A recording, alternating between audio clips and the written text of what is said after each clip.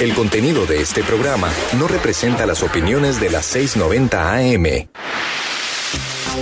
Foro Legal. Un espacio dedicado para informar y apoyar a la comunidad hispana en el conocimiento de todos sus derechos que tiene en los Estados Unidos. Foro Legal. Todos los jueves a través de las 690 AM, nuestro especialista Agustín Pradillo y el abogado consultor Arnoldo Casillas te dan a conocer cómo ejercer tus derechos, protección en materia legal, cursos, congresos, entrevistas y toda la información que necesitas para poder ejercer y defender tus derechos legales. Participa en este programa de radio. Tu éxito está garantizado. Foro Legal. ¿Cómo estamos? Muy buenas noches, qué gusto saludarlos como todos los jueves, pues hoy es jueves legal, así lo decimos, así lo comentamos y sobre todo pues les agradecemos muchísimo la atención de su presencia. Ojalá que de pronto pues si quieren, con mucho gusto la ventana está abierta para todos ustedes a través del 1866-526-9026 y como siempre este programa es traído gracias al patrocinio de Casillas y Asociados, una corporación legal profesional que atiende las necesidades de la comunidad hispana.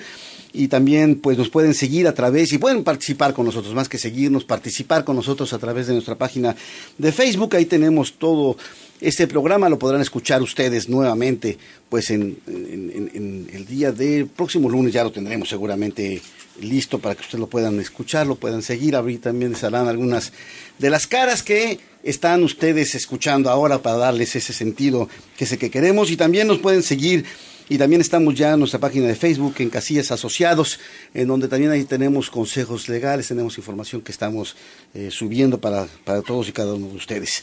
Y bueno, sobre todo, pues le quiero dar las gracias al abogado. Pues, ahí tengo algunas quejas que ya me llegaron, pero bueno, ¿Cómo que quejas? El jueves pasado tuve que... ¿Cómo te fue la vacación? Primero que nada, le quiero mandar un abrazo y felicitación a mi esposa, que cumplimos 35 años de casados. Después de, ya tenemos un largo rato y una linda familia, por cierto, y mi hijo cumplió el miércoles 24 de febrero, pues ya casi 29 años, así que un rato que hemos estado juntos y nos fuimos allá a la mar. Qué bueno. Nos fuimos a dar una vueltecita allá en Ensenada, fuimos y regresamos. Un crucero. Un pequeño crucero. Mi esposa se había enojado porque dije que le iba a llevar un crucero y me dijo que a cuál, le dije que Reforma Insurgentes, no le gustó, pero bueno, ya ahora sí la llevé a Ensenada para que no haya problemas. Y como ustedes escucharán, bueno, el que vino de bateador emergente y hizo bien, el abogado Arnoldo Casillas. ¿Cómo estás, Aaron? Fue doble home run que no. Doble home run que no. No, gracias a Dios. Por supuesto, acá nuestros amigos que nos escuchen, un cariñoso abrazo aquí como siempre. Bueno, hoy estamos de manteles largos, queremos agradecer muchísimo pues la presencia del Consulado General de México en Los Ángeles y tenemos pues a su representante, el cónsul general Carlos Sada, quien estará con nosotros platicando de temas que consideramos pertinentes, importantes, interesantes, sobre todo de actualidad, que van a cambiar para muchos, yo creo, buena parte de su vida, porque nos va a hacer unos anuncios importantes. Y también está con nosotros la cónsul de protección, Patricia Pérez, también con informaciones trascendentes, importantes que ustedes deben de tener. Así que creemos que hoy vamos a tener un programa redondo. Síganos. Y bueno, uno de los temas no resueltos en el camino hacia la construcción y consolidación de la democracia en México es sin duda el del voto de los mexicanos en el extranjero. Según datos oficiales, aproximadamente 10 millones de personas de origen mexicano en edad de votar radican fuera de las fronteras mexicanas. De este gran número, casi el 99% viven aquí en los Estados Unidos. Y es por ello que es imposible, y de ellos pues aproximadamente 4 millones, calculamos, son indocumentados con capacidad y con posibilidades de votar. Y esto resulta fundamental, pues es casi imposible que puedan viajar a México, sobre todo esas personas indocumentadas, a obtener, Arnoldo, su credencial para votar. Es un proceso complicado el obtener esta credencial, porque al tomarte primero es el único documento con el cual puedes ejercer el voto. El único, no se acepta ningún otro más. Segundo punto, tiene una serie de medidas de seguridad que se han venido aplicando para hacerlo confiable. Tercero, tú sacas tu credencial, que por cierto yo ya fui a sacar, ya me registré para obtener mi credencial, ya me fui al consulado, ya por fin después de 25 años. Híjole. Y tienes que esperarte un tiempo, 2-3 semanas, o a veces hasta un mes, para que te den tu credencial. Si no estás, creo que te dan aproximadamente 6 meses para que la puedas recoger, y si no, se destruye. Eso es para la gente que puede ir a México, pero para la gente que puede ir a México estaba prácticamente vedada esa posibilidad de poder obtener su credencial. pues bueno, sí pueden ir a México, pueden sacarla, pero el problema es que ya no podían regresar, así que entonces daba lo mismo. Entonces, esto ha sido una cuestión fundamental, el de lo que vamos a platicar en un rato más. Es importante señalar que hay a pesar de que ya se empezó con el voto de los mexicanos en el exterior, ha sembrado algunas dudas todavía este proceso. Sembró dudas en las 2 elecciones pasadas presidenciales, ya que en el 2006, cuando se inicia esta primera ocasión que los mexicanos pueden votar en el exterior, no había credencialización, podían hacerlo a través de un sistema complicado. Del que te mandan un sobre, tenías que llenarlo, tenías que meterlos, tenías que pagar el porte, volverlo a mandar a México, te lo regresaban a ver si estaba autorizado, volvías a ejercer el voto, te lo volvías a mandar, y prácticamente esto solo motivó a 57,749 personas. De 11 a 10 millones. O más, y de estos solo 32,632 se hicieron efectivos en el voto en el 2006. Prácticamente diríamos nada, y con un altísimo costo. Para las elecciones de 2012, pues la cosa no cambió tampoco mucho. Sí. Se recibieron 59,115 solicitudes, anteriormente habían sido 57,000, aunque se aprobaron un poquito más, 40,714, 8,000 más que la anterior elección, lo que tampoco fue una cifra realmente que nos ponía a todo el mundo pues a pensar si realmente el gasto y el esfuerzo que está haciendo el gobierno mexicano y los mexicanos valía la pena. Pero lo que primero se dijo antes que nada, y lo que se ha resaltado, es que el 67%, en el 2006, el 67% de los mexicanos en Estados Unidos no tenían credencial para votar. Además. Y esto evidentemente ha sido uno de los mayores, pues esperemos que eso sea uno de los mayores obstáculos para poderlo hacer. Dado de esto, pues hubo una serie de modificaciones en la Constitución, se tuvieron que modificar reglas a través de los partidos políticos y aceptar, en México hay 300 distritos electorales, que es toda la República Mexicana, y ahí si tú perteneces a un distrito electoral, ahí es donde va tu credencial. Si no estás en ese distrito electoral, no tienes credencial. Y pues evidentemente los que vivimos en el exterior no tenemos ningún distrito electoral, entonces tuvo que modificar, ya nos platicarán todos estos movimientos que tuvo que hacerse políticos, de leyes, para poder decir, vamos a dar las credenciales en el exterior. Y se han hecho.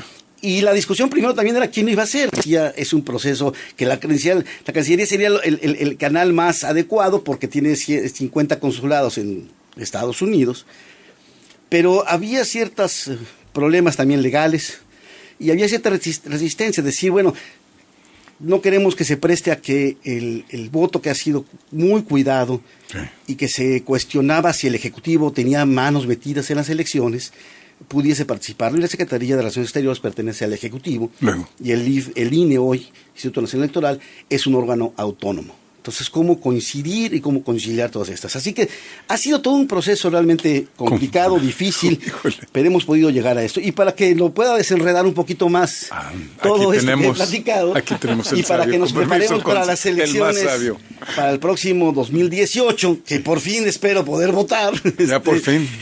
Tenemos al cónsul general de México, Carlos Sada, a quien le reiteramos nuestro agradecimiento y nuestra bienvenida. Y bueno, un poco platicamos de todo esto, que ha sido un proceso largo. Y perdón por haberme tomado un poco más este preámbulo, pero era necesario. No, bueno, es un tema muy importante para nuestra comunidad mexicana en el exterior. Es un derecho que no se le había podido otorgar por diferentes razones. Si bien es cierto, como lo apunta Agustín, agradezco a Agustín la invitación, al patrocinio, a sus órdenes, no se había podido ejercer a plenitud, porque nuestro sistema electoral está hecho en base a la desconfianza, como debe ser un sistema electoral, porque es algo que cambia la faz de un país si no se tiene un sistema confiable, un sistema sólido, en donde los ciudadanos tengan la garantía de que su voto cuenta y cuenta bien. Sí. Entonces, este proceso, yo llevo muchos años en Estados Unidos, pero justo llegando a Chicago, que es una de las comunidades más grandes que existen de mexicanos en el exterior, conjuntamente con California, aunque es mayor en California, Texas, en fin, era una de las demandas más solicitadas, de las demandas más sentidas para tener la oportunidad de votar. ¿Por qué no se podía hacer de México? ¿Por qué no lo pueden hacer los mexicanos? Simple y sencillamente porque muchos de ellos han sido y son indocumentados y no pueden viajar a México. Aquellos que sí son documentados, que sí eran documentados, también se les complicaba porque el proceso para sacar la credencial en México lleva un par de semanas. Se han reducido los tiempos, pero mucha gente no podía esperar esos 15 días, a lo mejor van una semana, se registran, llevan sus testigos, hacen todos los trámites de rigor y se tienen que regresar. Y si después de unos meses, 6 meses, no aparece el interesado, se destruye. Es un acuerdo entre los partidos políticos. Y lo mismo pasará ahora con las credenciales que se van a empezar a dar desde el extranjero. Pero ha sido un proceso y aquí yo quiero reconocer el esfuerzo de las comunidades mexicanas, de los líderes comunitarios que han puesto no solo empeño, sino les ha costado, porque me consta que han ido muchísimas veces a México a cabildear con los congresistas mexicanos, porque ahí se tenía que hacer la modificación constitucional, ellos son los que aceptan y aprueban y modifican las leyes, y después ya con los partidos políticos. Cada partido político tiene pues sus orientaciones, sus estatutos, sus alineamientos, su filosofía diferente. Entonces no era fácil conciliarlos. Sin duda. Y cuando se saca la primera posibilidad, se otorga la primera posibilidad para la elección presidencial, efectivamente en el 2006, para la elección presidencial del presidente Calderón, este sistema se hizo así de complicado, precisamente porque todo el mundo estaba probando cómo iba a funcionar. En ese entonces se mencionaba que habría 4 millones de mexicanos. Sí, lo que se calculaba que tenían credenciales aquí. Que tenían credencial y que podrían votar. Y resulta que al final del día nada más votaron 30 y tantos mil. El esfuerzo fue grande, muy costoso. Y una gran decepción al final del día. Nadie quedó conforme, y estaba la modificación constitucional y ya se permitía el voto de los mexicanos en el extranjero. Es decir, no es primera vez que se va a votar, pero es primera vez que se puede dar. Además, con ya no condiciones podían, diferentes. Perdón, cónsul, ya no podían echarlo para atrás, ya está en la Constitución, y por lo tanto hay que seguirlo trabajando, aunque vote uno. Efectivamente. Tiene que seguir adelante todo. ¿Qué es lo que pasa con algunos de los estados que ahorita me voy a referir, que no está viendo la respuesta adecuada porque no tienen el sistema que ya implementó la Federación? Pero ahorita entramos a ese tema para no confundir, porque son complicados. Ahora, finalmente los partidos políticos se pusieron de acuerdo para darle vigencia a esa modificación constitucional y sobre todo para hacerlo relativamente sencillo. En las dos ocasiones anteriores que yo estaba en Estados Unidos era muy complicado, inclusive su servidor hicimos el intento, una de esas 2 veces no me llegó ni siquiera la boleta y era caro, era costoso. Entonces otra vez aquí el mérito para nuestras organizaciones comunitarias, porque al final del día muchos de ellos agarraron las boletas, se las llevaron a México, las entregaron personalmente en el IFE en ese entonces para que pudiera darse esta posibilidad. ¿Qué es lo que ha pasado el día de hoy? Me brinco un poquito la etapa del 2012, votaron los casi 42,000 personas. Ahora ya tenemos un sistema que creo yo está muy bien definido y muy bien elaborado. ¿Cómo entra la Secretaría de Relaciones Exteriores y por qué entra la Secretaría de Relaciones Exteriores? Simplemente porque somos coadyuvantes. Se firmó un convenio el 17 de diciembre pasado, del 2015, hace un par de meses, 3 meses, mediante el cual nosotros somos coadyuvantes, pero no autoridad en la materia. La autoridad, de acuerdo a la Constitución, es el órgano del Instituto Nacional, es el Instituto Nacional Electoral, que es el órgano que regula las elecciones en México. Y ha habido controversia, hubo alguna controversia porque la crítica es por qué se mete el Ejecutivo. Y otra vez la desconfianza hacia el Ejecutivo no está autorizado para organizar elecciones. En su época así era, Gobernación llevaba las elecciones, hace muchos años, pero ya no es el caso. Entonces, ¿qué es lo que estamos nosotros haciendo? Como dice Agustín, tenemos 51 representaciones en Estados Unidos y somos coadyuvantes importantes. ¿Qué es lo que estamos haciendo? Lo que nosotros hacemos es recibir los documentos que son los autorizados para poder tramitar una credencial de elector, y nosotros somos correa de transmisión para enviarlo al Instituto Nacional Electoral. Ahí termina nuestra función. El momento en que llega un connacional a la ventanilla, le tomamos los datos, vemos que estén bien, ahí nosotros picamos un botón y la información se va al Instituto Nacional Electoral. A partir de ahí viene otra etapa. Claro, ya es importante comentarlo, cónsul, antes de llegar a esa etapa que evidentemente la gente quiera saber qué va a pasar después de que yo ya me registré en el consulado, ya di mis datos y lo mandamos. También lo importante es que los datos no se comparten. Estos son lo más importante, que cuando son enviados se mandan directamente al Instituto Nacional Electoral, no se mandan a la Cancillería. Y esto es importantísimo resaltarlo y recalcarlo para que la gente, sepa que se está haciendo ese proceso y que bien dice, pues la Cancillería es un coadyuvante, no entra como parte de autoridad, no somos autoridad, no participa en el proceso electoral absolutamente. Ni se va a votar tampoco en el consulado, que también es así. No tenemos ni acceso a la base de datos, no nos quedamos con la base de datos, no la compartimos, lo cual eso está generando confianza, porque los diferentes partidos políticos que están representados en el Instituto Nacional Electoral están monitoreando prácticamente el registro de cada una de las credenciales del elector que se van a emitir. Agustín señalaba que él ya se registró, no sé qué día te registraste, pero a la vuelta de 4 semanas debes estar recibiendo la credencial del elector en tu casa. Sin costo alguno, que está ahí muy importante, ¿no? Y por fin, cónsul, ya al recibir aquí pues mi credencial, yo como mexicano, ¿cómo va a ser? ¿Cómo voy a por fin poder pues ejercer mi voto? Bueno, es muy fácil, todavía no estamos en esa etapa, pero de acuerdo a lo que explicó el presidente consejero del INE, que estuvo por aquí, Lorenzo Córdoba, el procedimiento es: usted recibe su credencial de elector, automáticamente se registra en el padrón electoral del INE en el extranjero, de manera que no puede ejercer un doble voto, que está aquí, vota y luego se cruza la frontera y vuelve a votar. Entonces, en el momento en que usted es habilitado, porque va a tener una clave especial en el padrón electoral de los mexicanos en el extranjero, ya se da de baja del padrón electoral en México. Eso es muy importante.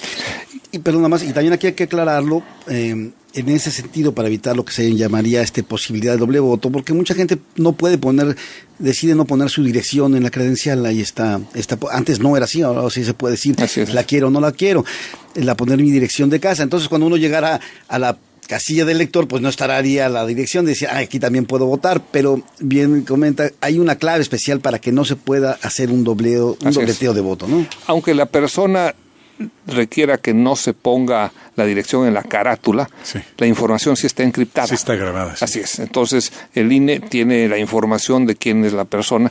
¿Qué es lo que hay que hacer una vez que se recibe la credencial de elector? Bueno, esperar a los tiempos electorales. Esa credencial de elector va a servir para las elecciones, en principio, del 2018, tanto para presidente de la República como para senadores. En el Inter se puede votar para algunos gobernadores, siempre y cuando esos estados hayan modificado su constitución local para que puedan votar también desde el extranjero.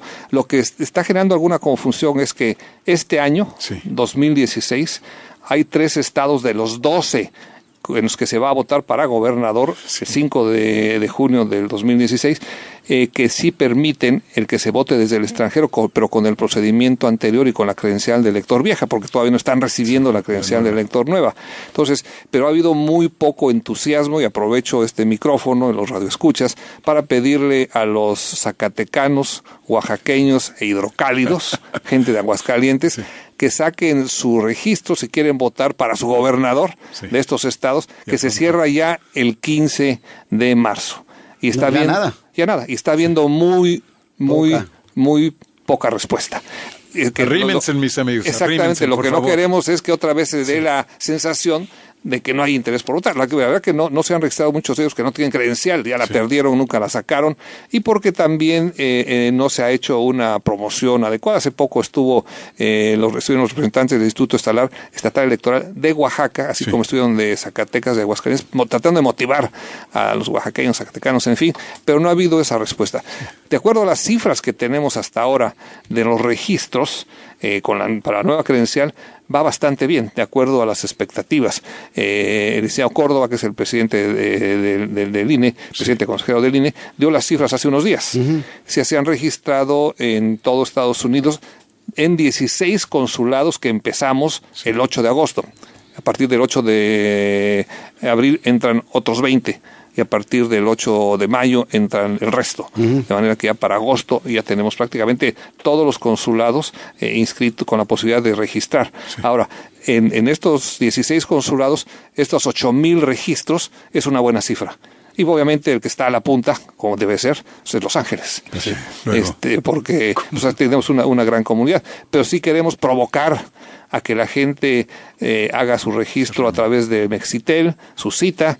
Si ya tienen una cita para pasaporte, matrícula, esa misma cita les sirve para que saquen ahí mismo su registro de credencial de elector. No, y sin duda aquí ya tenemos pues la matrícula consular, el pasaporte. Espero que también este documento pues de tan alta seguridad, tal vez a algunos les va a servir como forma de identificación, sin duda. Ese es un tema muy importante, sí, porque desafortunadamente la matrícula, sí, que emitimos en todos los consulados, es un documento para los mexicanos que viven aquí, pero no se ha logrado que tenga una aceptación universal en México. En México, para los mexicanos, el documento más solvente de identidad es precisamente la credencial de elector. Entonces, esto va a servir para que los mexicanos, cuando viajen a México, ya no tengan que estar batallando con las autoridades de los bancos, policías, en fin, de cuál es su identidad, cuáles son sus nombres, en fin, características. Sí. Y este es un documento que ya se reconoce universalmente en México. Entonces, tiene un doble propósito. Así es. Y eso va a servir para que el día de mañana no haya esos problemas, inclusive hasta de corrupción. Bueno, porque además, y eso había sido, a pesar de que la matrícula sea aceptada y supuestamente por el sistema bancario como forma de identificación, no la aceptan, no la reciben como tal. Es. Y muchos de nosotros sufrimos, ¿sabes? Porque a veces ni el pasaporte en algunos lados. No, sobre la credencial, sobre todo en el sistema de las cajeras, ahí es donde se pone tan un poco fundamental complicado. Es ese documento, por supuesto. Esa es la, diríamos, que sería la cédula de identidad, si quisiéramos poner un parangón con muchos países, sí, es la cédula de identidad del mexicano. Es la credencial del INE la que cumpliría esta función de como cédula de identidad, que es la que se acepta absolutamente en todos lados, más que el pasaporte muchas veces. Sí. Y yo creo que sí, esto va a ser un apoyo fundamental también para la gente que está acá. Estamos en esa etapa de los registros. Sí. Seguramente Agustín tiene su certificado que le dieron, claro, por supuesto, donde están los datos. Lo tengo enmarcado. Y ojalá enmarques la primera credencial de elector. Lo vamos a celebrar aquí, claro, por favor. La voy a celebrar. No, ya las están imprimiendo, deben de empezar a llegar pronto, en un sobre muy profesionalmente hecho, en fin, mucha calidad, porque se necesita que haya total certeza y total confidencialidad en este esquema de la emisión de las credenciales. Si la credencial que tengo del IFE es la que todavía no siquiera tenía fotografía ni huella digital. No, bueno, ha de ser chafa, ¿no? Se la consiguió en el Parque MacArthur, ¿verdad? No, esa la conseguí ahí en el frente de la Secretaría de Educación Pública. No, pero sí, es la primera credencial que se dio, lo fue sacar, pero pues nada más pude votar esa vez y después salí, nunca se pudo volver a sacar otra credencial. Es un paso fundamental, trascendental, porque con esto se está dando los derechos políticos a los mexicanos, no importa que vivan en el extranjero. Y a partir de agosto, todo el mundo, es decir, cualquier mexicano que vive en cualquier parte del mundo, puede ir a los consulados o a las embajadas a registrarse para obtener su credencial de elector. Es un esfuerzo enorme. Claro. Aquí aplaudo a las autoridades, al Congreso, a los partidos políticos que finalmente convergieron para tener un criterio único. Y todo el mundo está muy pendiente, porque estas listas que llegan al INE son supervisadas por todos los partidos políticos. Entonces nadie puede decir, no, es que nosotros no estamos de acuerdo, cuando ya los representantes de los partidos están sentados permanentemente en la mesa negociando los procedimientos que se van a llevar a cabo. Vamos a aprovechar rápidamente, tendríamos 2-3 minutos, cónsul, para que en este mismo tenor las personas que son mexicanos, que son de nacimiento mexicano, pero que no han recuperado su nacionalidad, y los hijos que están naciendo mexicanos acá, pues también tomen provecho de esto, porque al hacerse mexicanos también podrán sacar su credencial. A la misma vez. Entonces me gustaría mucho que motivara a la gente y que dijera cómo pueden recuperar su nacionalidad, ¿no? Tiene un doble propósito el hecho de que también estamos ya en los consulados emitiendo los registros de nacimiento. Entonces, si los padres de ese muchacho, no sé cuál sea el caso de Arnoldo, por ejemplo, pero podría ser un ejemplo. Entonces, no puede. Ahí está el ejemplo. Puede, con el acta de nacimiento de padre o madre, con eso van al consulado y sacan su acta de nacimiento, y automáticamente con ese acta de nacimiento puede solicitar la credencial de elector. Eso es algo que no se da tan fácilmente en ningún país. Porque además podrán votar. Le voy a llegar mañana. Porque además ahí está Pati, que está testigo para que. Además podrán votar aquí y allá. Como son ciudadanos americanos, los que sean ciudadanos americanos pueden votar aquí. Bueno, aquí para las elecciones locales de Estados Unidos y también pueden votar en México. Pero desde aquí. Sí, claro, por supuesto, y además desde aquí, con la mayor ventaja todavía. Ya ni siquiera tendrán que ir a votar a Tijuana, ni a Ciudad Juárez. Con la excepción de si quiere votar para la planilla completa, que incluye a diputados federales. Y algunos gobernadores todavía. Y algunos gobernadores, ahí no se puede con la credencial de elector del extranjero, por cuestiones de circunscripción y por cuestiones de los 300 distritos electorales, que no tiene una gente, por ejemplo, a Arnoldo, que lo ponemos ahora de ejemplo. Aquí está. De Durango, que no se puede. Durango, aquí de Durango. Es el alcalde de Tepehuanes. Exactamente, no puede votar desde aquí por el alcalde de Tepehuanes, a no ser que esté viviendo en México, y lo cual tiene sentido. Pero yo sí puedo votar por el alcalde de la Ciudad de México, que ellos sí permiten el voto del extranjero. No, pero el alcalde de Tepehuanes es muy buen amigo mío aquí. Pero ya no es alcalde, ya va a ser gobernador de la Ciudad de México. Es el gobernador de la Ciudad de México. Los alcaldes son ahora los delegados, ¿verdad? Así se les van a llamar. No van a ser ahora alcaldes. Por eso los delegados van a ser los alcaldes y el otro va a ser ya no va a haber ningún jefe de gobierno, un alcalde de la Ciudad de México, es el gobernador. El gobernador de la Ciudad de México. Yo podré votar por el gobernador de la Ciudad de México. Tú no puedes votar por el de Durango. Así que... Entonces yo creo que son avances sustantivos y que ya queda pocos trámites que no se pueden realizar desde el extranjero. Es un proceso de consolidación de la democracia. Hasta el acta de nacimiento, que era fundamental. Para mí fue el evento más importante que en no sé en cuánto tiempo, histórico realmente, que se haya logrado. Hablando de lo fundamental. Porque además esto también le ayudó a millones quizás de mexicanos que no pueden sacar sus pasaportes ni sus matrículas por no tener un acta de nacimiento. Pero vamos a ir a una pausa. Perdón, es una pausa un poco larga, no se nos vayan a ir, por favor. Ya regresamos con el cónsul general de México aquí en Los Ángeles, el cónsul Carlos Sada, y también está con nosotros la cónsul de protección, Patricia Pérez, para platicar más de todo esto que está dando ahí en el consulado. Ya regresamos. Están escuchando Foro Legal con nuestro especialista Agustín Pradillo, un espacio dedicado a darte toda la información sobre cómo ejercer tus derechos. Ya regresamos. XCWW, transmitiendo desde las playas de Rosarito, Baja California, México.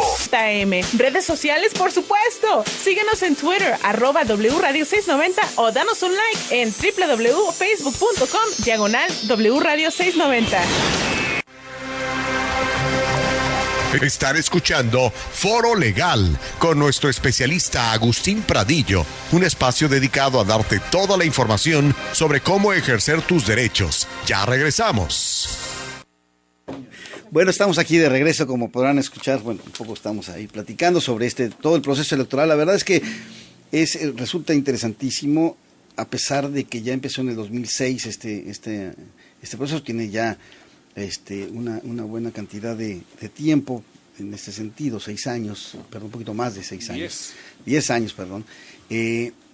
Todavía la gente de verdad está como muy en pañales, lo siente que todavía no avanza y hay que estar promoviendo esto, cónsul. Yo creo que es importante que sí la gente registre, que sí participen, a pesar de las críticas que pueden existir, ¿no? A pesar de los pesares, porque mucha gente en México critica, bueno, ¿por qué van a votar los que están en el exterior si no sufren y tienen las consecuencias de tener un diputado que no querramos de pronto que tener, o un gobernador, y ellos pueden influir en esas elecciones, ¿no? Entonces, ha habido estas posiciones políticas, pero yo creo que es el derecho de todos los mexicanos, no importan en dónde estén, no importa su residencia, finalmente es un derecho que la Constitución nos otorga. Uno sigue siendo mexicano. Sí. Algún político decía que donde hay un mexicano, ahí está México. Exactamente. Así es. Bueno, además los migrantes tienen una contribución muy importante para la economía mexicana. Solamente 25,000 millones de dólares al año. Eso nada más son las remesas individuales. Las remesas directas. Aparte son las remesas colectivas, aparte todo lo que adquieren de México, todo lo que consumen, turismo, en fin. Todos los programas 3x1, 1x1, y evidentemente más de 1 millón de mexicanos cada año en época de invierno van a pasar sus vacaciones allá, que es una derrama económica extra, muy además, ¿no? Entonces, aquí sí, pues hay que respetar esa contribución, por supuesto. Así es, hay que tener voz y voto. Pasemos a un tema que no es muy agradable, pero sí hay que avisar a la población. Sí. El problema de yo no quiero llamarle tanto redadas porque no se han dado como tal, pero sí la orden presidencial de hacer una vigilancia específica y estricta, presidencial de aquí de Estados Unidos, sobre algunos casos de delincuentes o quienes no hayan cumplido con la ley, y se están dando estas deportaciones. Y ha causado, sin duda alguna, no tanto creo que en Los Ángeles, pero sí en otras entidades del país, este miedo. La verdad, porque es miedo lo que la gente siente, porque simple y sencillamente van a poder ser pues sacados de donde están y llevados a su país, o en este caso a México, ¿no? O a otros países.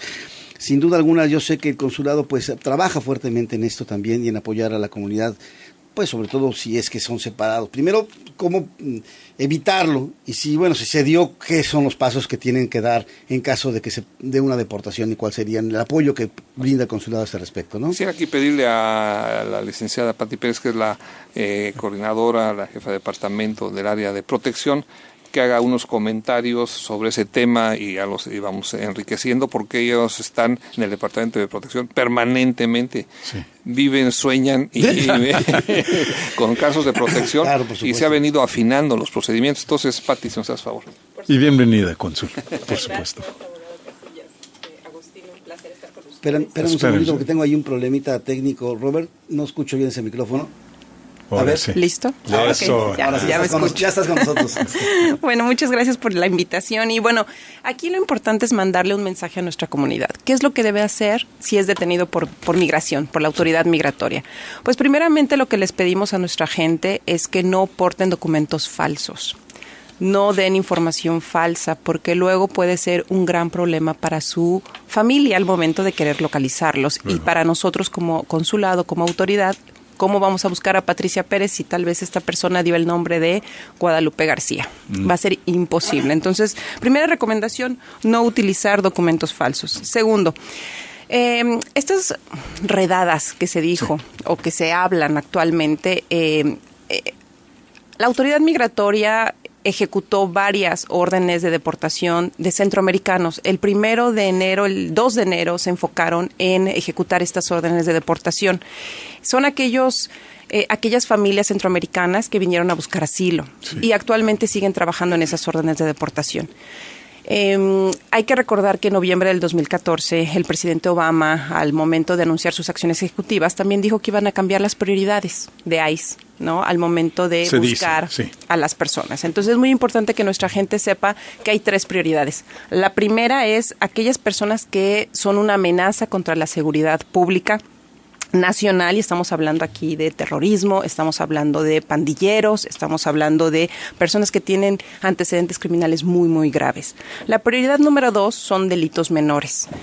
Ya con más de 3 delitos menores o delitos significativos, menores significativos, también entran dentro de la prioridad número 2 y pueden ser buscados por migración. Sí.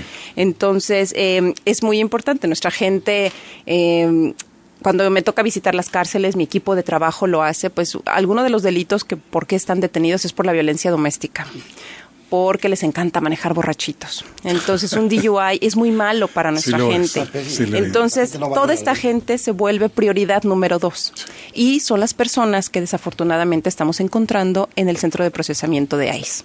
Nosotros lo visitamos lunes y viernes sistemáticamente, pero si tenemos que ir otros días porque nos llaman, vamos. Pero las entrevistas, cuando hablamos con ellos no, pues es que no me presenté a la corte, fue por violencia doméstica, no cumplí con mis servicios y pues estoy enfrentando ya la remoción en este país. Entonces, bueno, aquí otro punto muy importante es que la prioridad número 3 es son otras violaciones a las leyes migratorias, personas que ya tengan una orden de remoción emitida después del 1 de enero del 2014. Todo esto es con base a las acciones ejecutivas anunciadas por el presidente Obama. Ahora, también es muy importante enfatizar a nuestra gente que cuando toquen la puerta, porque ustedes saben, los agentes de migración pueden llegar a su casa, pueden llegar 24, a su trabajo, o estarlos esperando afuera de su trabajo, o estar esperando a que ustedes salgan de su casa, subirse al auto, ¿no? O en un lugar público. Hasta en las escuelas, ¿no? Que estaban también provocando cierto miedo ahí con la gente en las escuelas, ¿no? Tenemos entendido, por lo menos en el condado de Los Ángeles, el distrito escolar salió a anunciar que ellos no estaban cooperando en ese sentido, ¿no? Y que esa posición. Exactamente. Entonces, bueno, fue un mensaje muy claro para las autoridades migratorias, pero obviamente es importante que la gente sepa que tiene sus derechos. Ellos, si tocan la puerta, ellos tienen todo el derecho de no abrir. Por supuesto. ¿No? Si el agente no tiene una orden de deportación firmada por un juez, entonces no abran la puerta. Y antes de abrirla, que les pasen la orden por abajo de la puerta. Es importante que nuestra gente esté preparada, ¿ok? Ahora, ¿qué pasa si me detienen cuando voy saliendo de mi casa? Porque ha habido casos, ya voy subiéndome a mi auto y es cuando me detienen. Casos recientes. Exactamente. Entonces es importante que ustedes sepan que tienen la oportunidad de, 1, comunicarse con su consulado. ¿no? En particular, el Centro de Procesamiento de ICE, B18, que está en Downtown Los Ángeles, ahí les dan la oportunidad de comunicarse. Nuestros teléfonos están inmediatamente en la pared junto a los teléfonos y además les dan tarjetas para que se puedan comunicar con nosotros.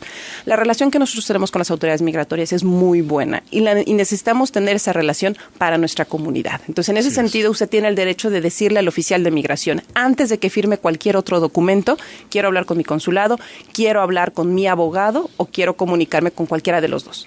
Ya nosotros, ¿qué es lo que vamos a hacer? Es importante que nuestra gente sepa, una vez de que el oficial de migración nos llama a nosotros, ya sea que los vayamos a visitar o ya sea que podamos vía telefónica entrevistarlos. Tal vez necesitan el apoyo de informarle a la familia. Tal vez tienen a sus hijos en las escuelas y no saben con quién encargarlos. Eso nosotros podemos ayudarles, asistirles y también investigar qué es lo que está pasando. La recomendación aquí es no firmen salida voluntaria. Por supuesto. ¿Por qué? Porque al momento de firmar su salida voluntaria tienen toda la oportunidad de regresar a los Estados Unidos. Si ustedes tienen más de 10 años viviendo en este país, pudieran calificar para cancelar su remoción. Si tienen hijos, tal vez están casados, tal vez fueron víctimas de crimen. Y entonces una víctima de crimen, por ejemplo, no puede ser deportada, removida, porque fue víctima de crimen y tiene la oportunidad de aplicar para una visa U. Una víctima de violencia doméstica, una esposa, por ejemplo, que haya sido enviada a la cárcel y de la cárcel la hayan mandado al Centro de Procesamiento de ICE, tiene la oportunidad de hablar con el oficial de migración y decir, yo soy víctima de crimen, que no les dé miedo, porque estamos hablando de que puede haber una separación familiar definitiva. Yo apuntaría diciendo que afortunadamente California es uno de los estados o el estado más promigrante y tenemos una relación permanente con las autoridades de todos los niveles y cuando tenemos casos críticos les tocamos la puerta para ver qué está pasando. Creo que Arnoldo no nos dejará mentir. Y cuando es necesario, tenemos también los abogados que están defendiendo casos especiales. Casos especiales, efectivamente. Entonces, yo creo que se ha avanzado mucho en el tema de protección. Las redadas, llamadas, de manera popular, han disminuido y tenemos la información estadística de cómo, afortunadamente, aquí en Los Ángeles, información oficial, ha habido relativamente pocas. Una es suficiente, es demasiada, que no quisiéramos que hubiera ninguna, pero a veces hay casos que no podemos defender porque ya lo señalaba Patti, son indefendibles porque tienen antecedentes muy complicados, ¿no? Pero si hay una injusticia, nosotros siempre decimos a nuestra gente, háblenos a los medios de comunicación, háblenos, denos el nombre, porque estamos en los medios todos los días prácticamente también. Entonces eso es fundamental porque se ha generado ya un ambiente muy favorable o menos difícil que en otros estados aquí en California. Y es producto de esfuerzos de las organizaciones comunitarias, de los liderazgos, de despachos de abogados que están permanentemente asistiendo a nuestras gentes y se ha reducido bastante esa situación. Arnoldo. Sí, no, y por supuesto las famosas redadas que antes, por supuesto, sí existían. Eran cosas tremendas, cosas feas, pero como dice la cónsul Pérez, ahora el contacto es más enfocado, precisamente hay investigaciones, hay pues ciertas personas que pues por cualquier manera se han llegado a la atención de los oficiales de ICE y ahí vienen a tocarle a uno en la puerta, tal vez a enfrentarlos ahí cuando uno va saliendo a dejar los niños en la escuela, por ejemplo, un caso recién. Por supuesto, siempre hay esa posibilidad y por supuesto hay que reconocer que tienen su consulado ahí para respaldarlos. Bueno, y hay un problema también a veces de cultura latinoamericana y mexicana. Nuestros papás a veces nos educaron con alguna violencia y la verdad es que con algunos regaños dice que una nalgada podía producir más que 1000 palabras, así que y esta cultura la hemos traído muchas veces para acá, pero aquí los resultados a veces son complicados. El consulado está trabajando fuerte y eso lo pongo como ejemplo por no decir otros casos más complicados, más difíciles, como cuando se presentan divorcios y bueno, hay esta discusión de quién se queda con los hijos y a veces el Estado tiene que actuar en defensa de los infantes para proteger sus derechos. O sea, el Estado va a estar más enfocado en la protección de los derechos de los infantes que de los propios padres. Son los más vulnerables en este caso. Y algunos, buena cantidad de paisanos han visto la pérdida de sus hijos que están en estos hogares de estatales, los foster houses, como se les llama, que están ahí. y tratan ellos de recuperarlo, pero no toman los caminos adecuados, no han seguido con sus mismas actitudes, no han cumplido con lo que la ley le marca, y aquí el consulado está realizando una campaña estricta, fuerte, y sobre todo en apoyo a estas personas que se han visto con este problema para que lo puedan solucionar, y todo problema debe tener una solución. Así que creo que, Pati, teníamos ahí un llamado importante a la comunidad mexicana, ¿no? Efectivamente, Agustín, estamos invitando a nuestra gente, a nuestra comunidad, que acudan con nosotros. Brindamos cursos para padres. Arrancamos este próximo 8 de marzo, a partir de las 5:30 a 7 de la noche. Son 12 sesiones. 5 días. En 5 días arrancamos. Perfecto. Y nosotros empezamos a dar este curso para padres desde antes de que yo llegara, desde el 2009, y la verdad es que ha sido un programa sumamente exitoso. Ya han sido 19 cursos que se han impartido desde el 2009 hasta noviembre del 2015, y bueno, arrancamos con el curso número 20 el próximo 8 de marzo. Y como lo comentabas, Agustín, el objetivo de este programa es apoyar a nuestros padres.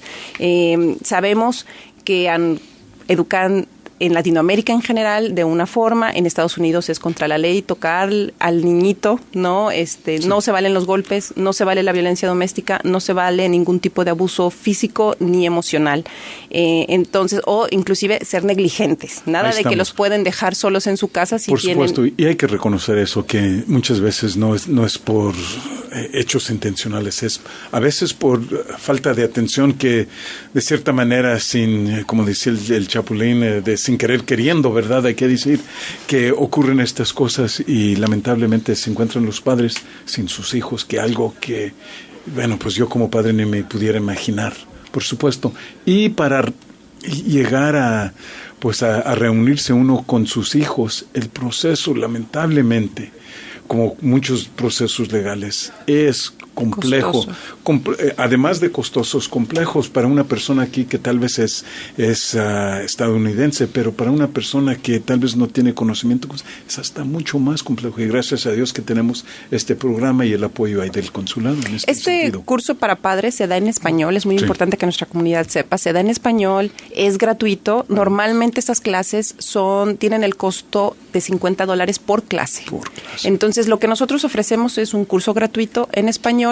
Al final de las 12 sesiones, 12 sesiones de hora y media, vamos a otorgarles, si pasan su examen, muy importante, la instructora les otorgará un certificado, el cual pueden presentarlo ante la Corte de Dependencia Juvenil del Condado de Los Ángeles o ante el Departamento de Menores con la trabajadora social. Si necesitan alguna carta de avance de que están inscritos en el curso, que están cumpliendo, cuántas sesiones llevan, también les damos su constancia, igualmente es gratuita. Y está abierto para cualquier nacionalidad.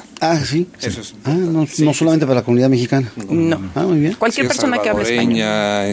Guatemalteca, está abierto. Es un servicio que ofrecemos a la comunidad. Perfecto. ¿Y esto, cómo pueden registrarse para este curso? ¿Qué tienen que hacer? ¿A dónde tienen que acudir? Pueden llamarnos al teléfono 213-351-6825, y también muy importante, tenemos una instructora de arte que se encarga de cuidar a los niños mayores de 3 años. Muy importante, los padres ya no van a tener el pretexto de que tengo a mis hijos. Exacto. Y no puedo ir para allá, ¿no? Es otro combo. Ese es el paquete completo. Y además eso, tomando en cuenta... Hay que reconocer, mira, si el costo típico son $50 para cada clase, 12 clases, un ahorro de $600 para empezar. Híjole. No solamente el ahorro de los $600, es que van a poder recuperar a sus hijos, si es que además, los quieren recuperar. Sobre todo, es lo más importante. Que es lo más importante. Yo digo, ya los $600 en este caso sería lo de menos, que ya es importante el ahorro, sino que tienen la posibilidad, evidentemente, de poder presentarse y tratar de recuperar a sus hijos, ¿no? Y en una de las sesiones tenemos a un abogado especialista en este tipo de asuntos. Este abogado nos acompaña durante toda una sesión y ayuda y platica con los padres, les explica cómo navegar en el sistema de la Corte de Dependencia Juvenil, que como lo dijo el abogado Casillas, es tan complejo. Una vez de que los niños entran al sistema, pueden costarle muchos años, meses o hasta años poder recuperarlos. Entonces eso es muy importante.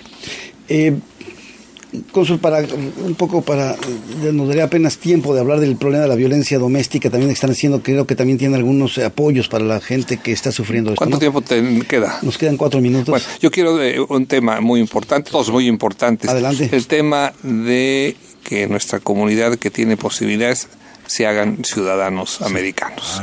Es fundamental. Estamos ante coyunturas muy lamentables en donde el ambiente para los mexicanos lo están enrareciendo, la campaña política de un partido en particular y una persona en particular y de un candidato que no tengo ningún ambaje en señalarlo, y que eso está afectando una relación que ha venido mejorándose paulatinamente y me parece que no hay derecho. ¿Cómo se puede ir manejando esta situación? Porque además hay beneficios directos para la gente que lo tiene la ciudadanía americana. Pues es por supuesto generarse conciencia, que no se queden en la zona de confort, que si ya son residentes legales, ahí se quedan. Tenemos el peor récord de todas las nacionalidades, los mexicanos, por estar en esa situación. Se están ofreciendo muchas alternativas, ahorita Pati que de los teléfonos, muchas alternativas de muchas organizaciones para que en una coyuntura como esta, ha habido otras coyunturas en donde ha habido mucha ciudadanización, pero no como esta. Sí. Entonces no debemos lamentarnos si no participamos los que tengan esa posibilidad, que ya sean residentes legales. Nada más en el condado de Los Ángeles son 750,000 personas que pueden registrarse. Y hay campañas desde con del gobierno federal y campañas del gobierno estatal y del gobierno municipal, y nosotros también tenemos campañas especiales. Si usted tiene, esto lo dirijo al público, si usted tiene la posibilidad y no tiene aún el recurso para pagar los $650 y no tiene la capacitación para aprender el inglés o para aprender historia de los Estados Unidos, hay muchísimas opciones. Ya nada más quedan los meses de marzo, abril, mayo y junio, porque tienen que cerrarse los procedimientos a partir de julio del 2016. Los que no hicieron este trámite antes, ya no va a ser posible hacerlo. Entonces me parece que tenemos que dar una lección de civismo, una lección también de solidaridad, sobre todo porque puede haber consecuencias muy negativas. Hay que poner para acá las pilas, por supuesto. Exactamente. Yo no dejo pasar una sola oportunidad para mandar este mensaje. Háganse ciudadanos, porque además tiene muchos beneficios. Tiene muchos beneficios. Es el mejor mecanismo de protección que tenemos, y Pati lo puede saber. Una gente que es ciudadana no es ya deportable. Una gente que es ciudadana puede obtener un crédito acá. Una gente que es ciudadana puede tener beneficios para además, las universidades. Con la doble ciudadanía uno sigue siendo mexicano. No se pierde, efectivamente, muy buena anotación de no se pierde la ciudadanía mexicana. Entonces yo les pido que nos ayuden en este propósito y que todos entreguemos muy buenas cuentas para contar más en los procesos políticos y tener la influencia que debemos tener, porque no nada más es número, es tener ciertamente el peso político para poder influir. No, y aquí también siempre es, cónsul, por supuesto, los números. ¿Los datos para la ciudadanía? Bueno, lo que les pediríamos es que se comuniquen al Departamento de Protección, 213-351-6825, y ahí les vamos a dar la lista, o los podemos canalizar con las organizaciones que están haciendo talleres gratuitos para asistir a la comunidad, para que puedan aplicar para la ciudadanía. Es un proceso relativamente sencillo. Son 100 preguntas, pero nada más le van a hacer 10 preguntas y creo que hasta sacar 7 y aún así pasa. Así que no es tampoco nada complicado. ¿No? Casi le preguntan de qué color era el caballo blanco de Napoleón. Entonces, la verdad es que yo he visto el examen y es muy sencillo, sinceramente. No les tengan miedo a ese examen. Va a ser relativamente sencillo. Así que si se pueden hacer ciudadanos, como dice el cónsul, háganlo. Pues ya están aquí, tienen 30 años viviendo aquí. ¿Por qué no se hacen ciudadanos? ¿No? Y también son mexicanos. Por favor. Que ese antes era el purito de perder su nacionalidad, ¿no? Pues cónsul, le queremos agradecer muchísimo el que haya estado con nosotros. Hay muchos temas que podemos seguir. Aquí, como usted sabe, es muy importante tener estos espacios para poder comunicar los mensajes de manera tan profesional como se está haciendo aquí. Las puertas están abiertas siempre. Puede haber un punto polémico que no le damos la vuelta para tratarlo. Entramos a todo. Porque para eso estamos y con mucho gusto. Muchísimas gracias a usted. No, gracias, al contrario. Gracias, cónsul Patricia Pérez. Muchísimas gracias. Muchas gracias por haber estado con nosotros. Y a ustedes también muchísimas gracias por haber compartido con nosotros este Foro Legal. Los estaremos escuchando, si Dios quiere, y ustedes también, el próximo jueves a las 8 de la noche. Arnaldo, buenas noches.